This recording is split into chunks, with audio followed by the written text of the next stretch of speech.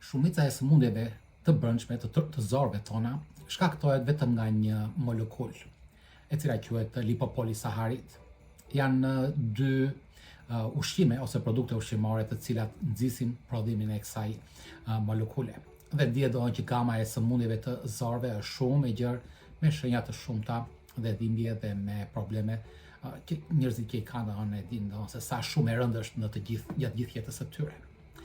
Për këtë do flasim në videon e sotme, kush janë këto ushqyese dhe kush është kjo molekul. Trupi ynë përbëhet rreth 10 trilion qeliza, jo milion, bilion ose miliard, por trilion qeliza, 10 trilion qeliza. Dhe brenda nesh, brenda trupit ton, kemi rreth të paktën rreth 40 trilion bakterje, deri shkon disa shkolla thonë që shkon deri në 130 trilion bakterje ose mikrobe, të cilat jetojnë brenda trupit ton, edhe në sipërfaqe, po më së shumti janë në zorën e trash, pastaj në zorën e holl, stomak, ezofag, gojë, në pjesën e jashtëqitjes, në vesh, në sy, në lëkurë, sidomos në hund. Pra gjithë kjo gamë kaq e madhe e mikrobeve duhet të rritërkohet në një balans me natyrën, balans të na ndihmojë neve ta përdorim për të na ndihmuar, jo për të na dëmtuar. Njihen rreth 10.000 lloj bakteriesh që jetojnë ose flora bakteriale që jeton, mikrobioma, nëse keni dëgjuar si term është mikrobioma, që jeton në zorët tona. Shumica e sëmundjeve të zorëve, ashtu si dhe shumë sëmundje të tjera, shkaktohen nga mënyra se si ne ushqemi dhe nga përbërësit e këtij ushqimi. Muri i zorëve nga ana anatomike është një stresor, ai nuk është i trash, është vetëm një stres, është delikate dhe duhet të tërkohë të mbahet në kujdes. Dëmtimet e florës bakteriale në zorë quhen, zakonisht gabimisht unë e kam dëgjuar si term çpim i zorës, nuk është çpim zore, mund të përdorni termin kullim i zorës ose pikim i zorës. Në fakt termi më i saktë është përshkrueshmëria e zorës. Pra kemi disa 10 miliard qeliza enterocide, qelizat e zorëve quhen enterocide, të cilat kanë një lidhje me njëra tjetrën dhe në midis këtyre lidhjeve krijohet ky kullim ose ky pikim ose kjo përshkrueshmëri e zorës. Dhe kjo është ajo që quhet në anglisht quhet leaky gut, nëse e keni dëgjuar, po jo çpimi i zorës, kullim i zorës, kullon zora ose përshkruhet kemi zorë të përshkrueshme. Dim sot kush është shkaku dhe dim dhe si ta zgjidhim atë. Përshëndetje miq, unë jam Vali. Sot do flasim pikërisht për këtë problem kaq të madhor në shëndetin ton, gjithçka shëndeti jon varet nga gjendja ose nga shëndeti i zorëve. Zorë të sëmura, jeta është e sëmur, jeta është shumë e shkurtër. Sot do t'ju jap vetëm një sqarim sipërfaqësor, sepse është gjigante, nuk unë flas për një vit e gjysmë, 2 vjet për këto probleme, po dua përmbledh në pak minuta, aq sa do mundem. Edhe në shqip, sigurisht është shumë e vështirë të flasësh në shqip, bësh bashkë greqishten e vjetër, të heqësh latinishten, të heqësh anglishten edhe të përdorësh fjalë të thjeshta për të përdorur, për të dhënë një kuptim sa më të thjeshtë. Siç u thash, kemi 10 miliard qeliza në trupin në enterocite ose qeliza epiteliale në zorët tona. Ato kanë shumë funksione. E para, përthithin ushqimin. Mbrojnë trupin ton nga mikrobet, nga bakteriet. Pra në vërtet kemi 40 trilion bakterje, po vendi tyre është në zorë, nuk është në gjak ose në trupin ton. Puna e tyre është që të punojnë në zorë, të punojnë me ushqimin. Kjo është qëllimi i bakterieve në zorë. Gjithashtu këto qelizat e zorëve çlirojnë hormone të ndryshme. Jo keni dëgjuar edhe qoftë edhe Ozempic ose GLP-1 ose GIP, janë hormone të cilat çlirojnë nga zora, që japin urdhër trurit ose thon trurit që u ngopëm, që të mos ha më. Kjo është arsyeja pse më jepet Ozempic, që ne të mos ha më, sepse i jep trurit një alarm të gënjeshtër që nuk po ha më. Po në mënyrë natyrale prodhojnë nga zorët. Pra zorët kanë shumë funksione, edhe si endokrin, edhe si ushqyes të trupit ton. Qelizat e enterocidet janë, nëse shikoni këtu kam bërë disa foto ose kam shkruar disa foto. Në radhë para ato janë si fije tërkohës. Këto enterocide në to sipërfaqet e vileve, quhen vile, po Dhe secili për këtyre qelizave ka dhe atë glikokalis, siç u thash që ende gjaku që ka glikokalis si tapeti mbështjell ose si furç, e njëjta gjë kanë dhe enterocidet, këto qeliza. Kanë atë mukozën, shtresën mukozës atyre, kanë dhe këto si tapet ose si furç, dhe pastaj është qeliza. Qelizat lidhen me njëra tjetrën me anë të 3 proteinave kryesore. Dhe këto mbajnë, gjithë enterocidet mbajnë lidhur me njëra tjetrën me këto 3 proteina. Nëse nuk kanë këto proteinat, gjithçka do dalë jashtë zorëve. Këto mbajnë qelizat me njëra tjetrën. Çfarë ndodh? Kur ne ham, sidomos me karbohidrate, ushqime me karbohidrate, siç u thash, kemi 10.000 lloj bakteresh në trupin tonë. Më së shumti, grupi më i madh që njihet janë 2, që nëse i keni dëgjuar, gram pozitiv dhe gram negativ. Për këtë jepen dhe antibiotikët, kur jepen për gram negativ, antibiotik për gram negativ, pozitiv, ose me spektër të gjerë që thonë për të gjitha llojet e kësaj. Pra, pikërisht ky gram negativi që quhet, këto bakteret e gram negativit, kanë në sipërfaqen e tyre kanë një molekull që quhet lipopolisaharid, siç thash. LPS, mbani mend me termin LPS. Kjo molekull që qëndron në sipërfaqen e gram negative, kur gram negativët prishin balancën, pra kur ne ham ushqim të gabuar, dhe ne shtojmë këto gram negativet. Pra ne do kemi shtim të baktereve, të një lloj të saktuar bakteresh, nuk ka më ekuilibër, dhe kjo molekull që ndodhet në sipërfaqen e këtyre mikrobeve, do të jetë e shumë në numër.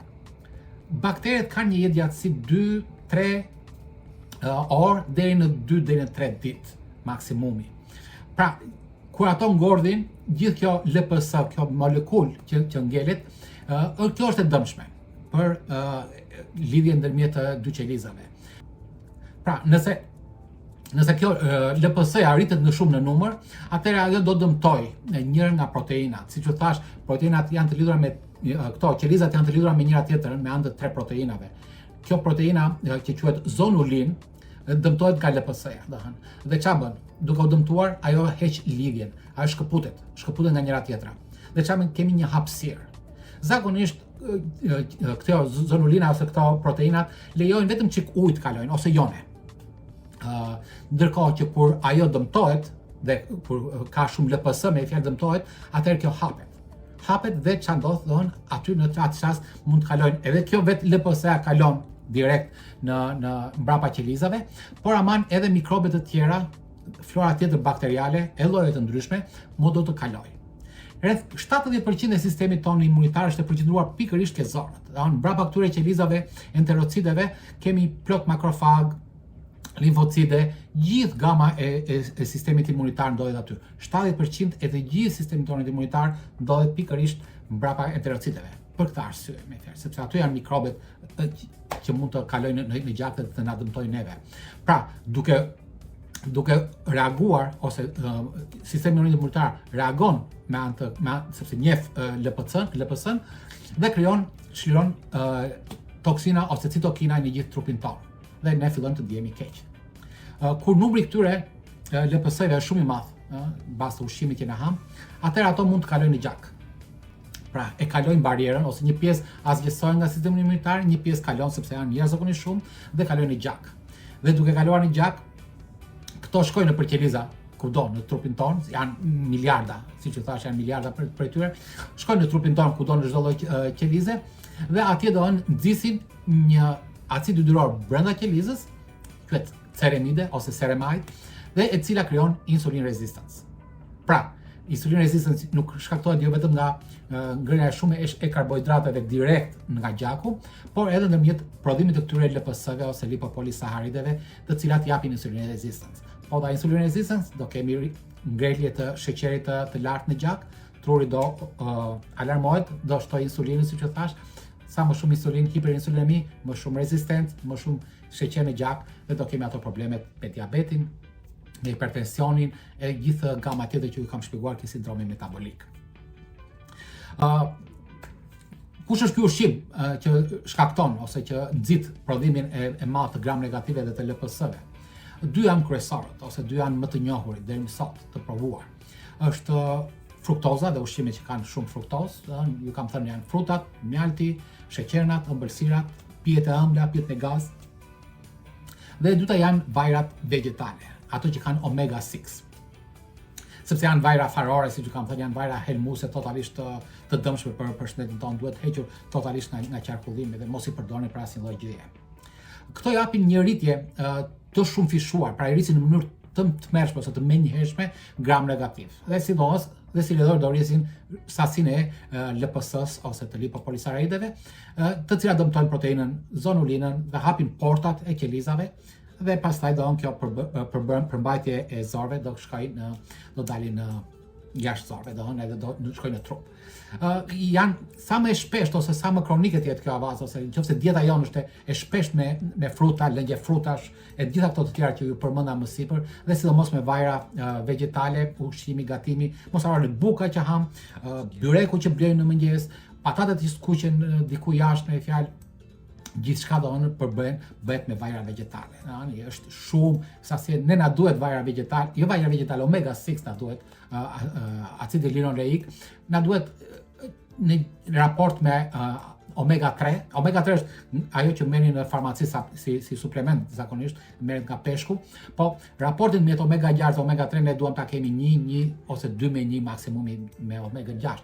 Por aktualisht ne marrim mbi 15 mbi 20 herë ky raport. Dhe ky raport do ku shkon ke zorët dhe krijon gjithë të reaksion. Tjetër arsye, do mos harroni diçka, sëmundjet e zorëve, kur tham për sëmundjet e zorëve janë shumë. Jo keni dëgjuar, po them më të rëndat, koliti ulcerativ, Crohn disease, mund kemi shenja fryrje, gazra, konstipacion, diare, gjithçka tjetër. Po do të flasim më hollësisht në video të tjera, desha të jepja një ide të përgjithshme çfarë janë problemet e zorëve, pse ndodh problemet e zorëve dhe gjithë problemet si zinxhir që shkaktojnë prej saj. Si të mjekohemi, ose si të ndihmojmë zorët, ose si të kemi shëndet mirë të zorëve. Sa përdeni, si të thash, jetësia e baktereve është shumë e shkurtër, nga 2 deri në 3 orë deri në 2 deri në 4 ditë, po themi. Pra, në 5 ditë neve vetë mund të ndryshojmë florën komplet bakteriale, nga të dëmshme ta shndrojmë në të dobishme. Pra, ne mund ta bëjmë këtë gjë. Nuk ka nevojë për ilaçe, antibiotik ose gjëra të tjera. Ne mund ta bëjmë atë gjë. Siç thash, arsye tjetër që mund të shkaktojë këtë problem të zorëve është alkooli edhe është stresi.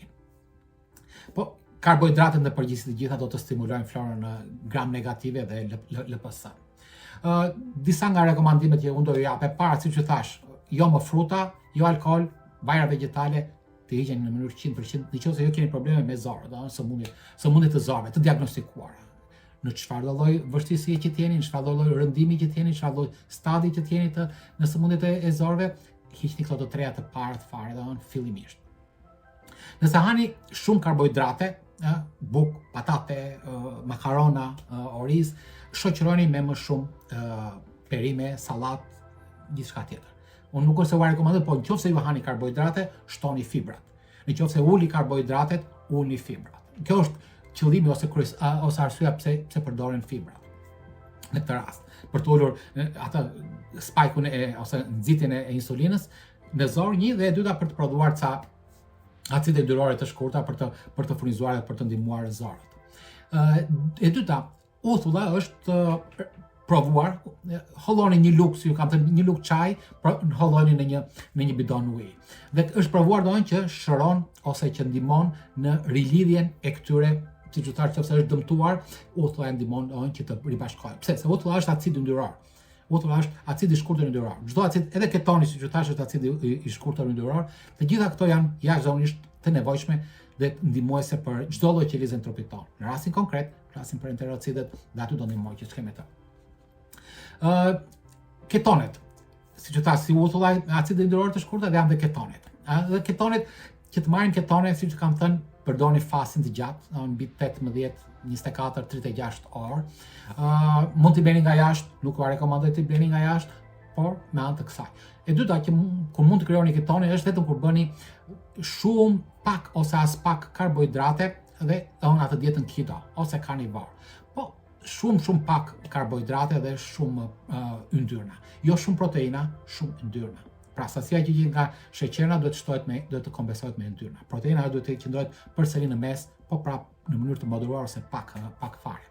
Nëse jeni laktoz intolerancë, pra keni intolerancë laktoze që jep ato gurgullimat e stomakut ose diaren ose ndjenjë për të vajtur në banjo me njëherë, gjalpi mund ta shkrini, jo vetëm për laktozën, por edhe për atë që quhet kazeinën, kazeinë edhe laktoza.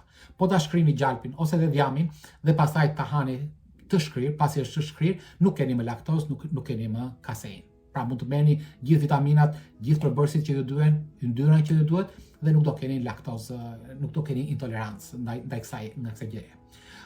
Kur përdorni perime, përpiquni gjithmonë t'i gatuani. Asnjëherë mos e hani të gjalla. Edhe zarzavatet edhe perimet. Zarzavatet mund t'i bëni turshi, siç u thash, ndërsa perimet me avull ose të fërguara ose të skuqura, pa jo me vaj vegjitale, përfundimisht. Rruga më e shkurtër edhe më e shpejt, më e sigurt është e para është të agjerimi, siç u thash, fasting, agjerimi gjatë, ose dhe dieta me karnivor, sidomos për rastet e sëmundjeve të rënda, jo për Crohn's disease, kolitit ulcerative të tjera. Gjithashtu, duhet merrni probiotik, kos, ndoshta kefir edhe turshi. Këto ndihmon në rikrijimin ose në riformimin e florës bakteriale të mirë, gjithmonë. Pra, bakterit duhet të qëndrojnë në balancë. Kur ato prishin balancën, ato mund të dalin jashtë zorëve dhe na sëmurin. Ne na duhen bakterit, të gjitha, mos i vrisni me antibiotik. Antibiotik është akti i fundit që duhet të ndërmerret, por aman vendi i tyre është brenda në zor, jo jashtë zorëve. Nëse ju pëlqen këto video, subscribe, like, ndajeni me të tjerët, sepse të gjithë do kenë nevojë dhe do përfitojnë nga të gjitha këto videot. Mirupafshim dhe shihemi në videon e ardhshme.